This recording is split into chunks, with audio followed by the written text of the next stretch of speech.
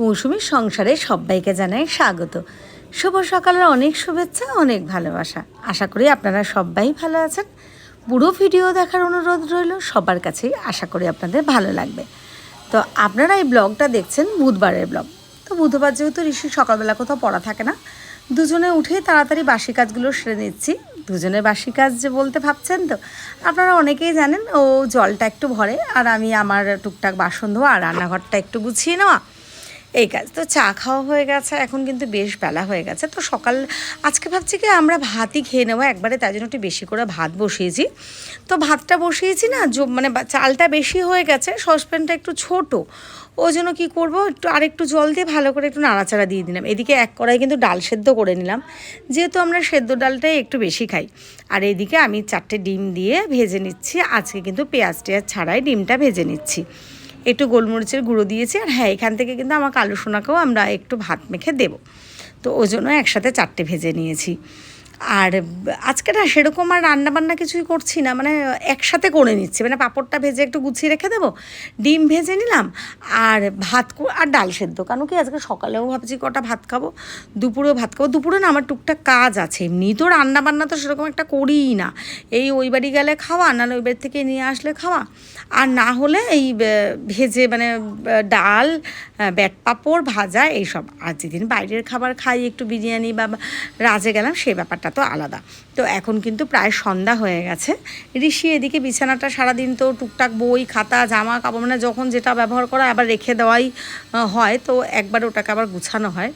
তো আমি বললাম ঋষিকে, ঋষি আমি ওইদিকে টুকটাক কাজগুলো সেরে তুমি একটু বিছানাটা গুছিয়ে নাও। তো ঋষি বললো ঠিক আছে মা, তাহলে আমি এই ফাঁকে একটু ডেলি ব্লগেরও একটু ভিডিও নিয়ে নিই। তাহলে ঠিক আছে নাও। এই যে আজকে যে স্ট্যান্ডটা দিয়ে দেখছেন না, এই স্ট্যান্ডটা ঋষি সে আবৃত্তি করতো তখন, ওই জন্য দাঁড়িয়ে ওইভাবে করতো, প্র্যাকটিস করানোর জন্য এটা কিনেছিলাম। এটা কিন্তু অনলাইনে ফ্লিপকার্টে অর্ডার দিয়েছিলাম।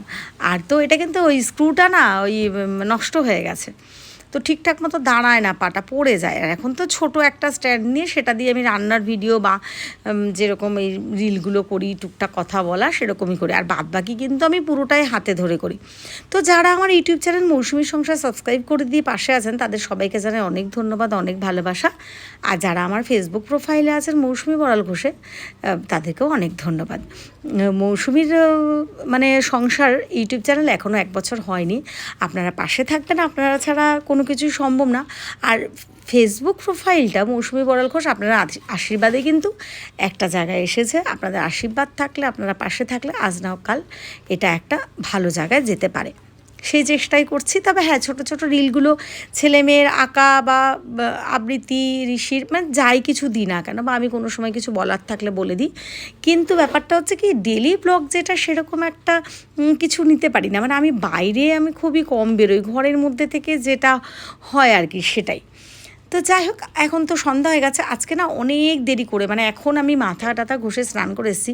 এখন কিন্তু আমাদের এখানে 7টারও জল দেয় এখন নবব্যারাকপুরে, তো 7টার জল এসে গেছে, স্নান করছি।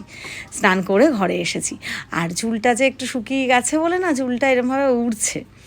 তো যাই হোক, আমি না সন্ধ্যাবেলা কিন্তু চা খাই না, তো মনে হলো যে আজকে একটু আমি চা খাই। দেখুন চুলটা মুখের মধ্যে পড়ে গেছে, বারবার বের করতে পারছি না। আমি একটু সিঁদুর দিয়ে টিপ আর পরিনি, কেন এখন যদি সিঁদুরের টিপটা পরি না তাহলে পুরো ঘেটে যাবে।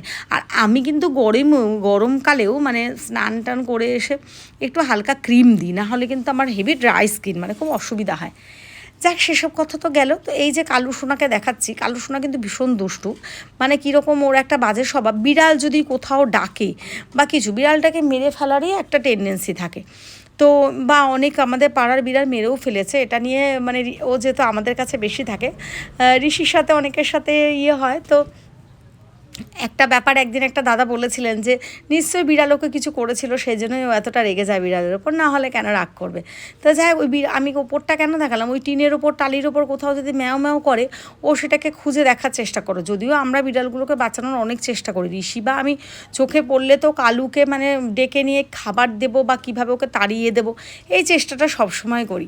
কালুর আজকে একটা যে বাজে অভ্যাস, সেটা কিন্তু শেয়ার করলাম। আমার ছেলে মেয়ে যেমন ভালো বা দুষ্টুমি কিছু শেয়ার করে, তো আমার কালো সোনারটা শেয়ার করবো না, তাই কি হয়? তো যাই হোক, এখন কিন্তু বেশ রাত হয়ে গেছে, আবার একটু রাত্রিবেলা ডিম ভাজার পর্ব চলছে। তো যাই হোক, আশা করি আপনাদের ভিডিওটা ভালো লেগেছে। ভালো লাগলে কিন্তু একটু লাইক কমেন্ট শেয়ার করে দিতে হবে। যাই হোক, সেটা তো পরের কথা। আর একটা কথা বলি, ঋষি কিন্তু এই রাতের ডিমের অমলেটটা বানাচ্ছে। পেঁয়াজ দিয়ে ডিমের অমলেট বানালে কিন্তু আমিই বানাই বেশিরভাগ, কিন্তু ডিম পেঁয়াজ ছাড়া হলে কিন্তু ডিম ভাজলে বা ঋষিকে টুকটাক ম্যাগিটা বানানো, ডিমের অমলেটটা করা, ভাতটা নিজে নেওয়া, এটা কিন্তু শিখিয়েছি আমি। কেননা মেয়ে যখন আছে, মেয়ে থাকে, তখন কিন্তু অনেকটা মেয়েকে টাইম দিতে হয়। আর হ্যাঁ, আর একটা কথা বলি, আজকে আমি বৃহস্পতিবার কিন্তু ভয়েস দিচ্ছি ভিডিওটাতে, তো আমি জানি না আপনারা শুনতে পাচ্ছেন কি না হালকা। আমার মেয়ে কিন্তু আজকে এসে গেছে, তো কালকের ব্লগে কিন্তু আপনারা অবশ্যই আমার মেয়েকে দেখতে পাবেন। মানে আজকে তো বৃহস্পতিবার, কালকে শুক্রবার যে ডেলি ব্লগটা দেবো তাতে তো কিন্তু মেয়েরকে দেখতে পাবেন। তো আপনারা যারা রীতিশাকে খুব ভালোবাসেন বা দেখার জন্য বসে থাকেন, তারা কিন্তু অবশ্যই কালকের ভিডিওটা দেখবেন। তো চলুন শেষ করলাম।